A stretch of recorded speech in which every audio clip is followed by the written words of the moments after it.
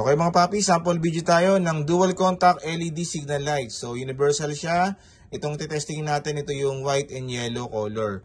So bali, ito yung kulay pag magsisignal light, amber. Okay. Pag magpa-park light naman, kulay white.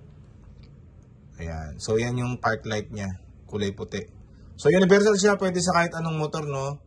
NMAX, Aerox, Mio, tsaka yung mga meron pang pwedeng malagyan ng T10 na socket para sa signal light. So ito naman yung isang variant na kulay.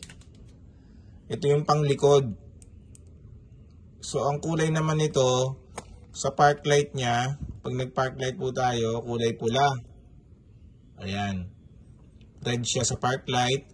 Kapag sumignal, amber pa rin siya. So, ito po yung red and amber variant. So, ayan.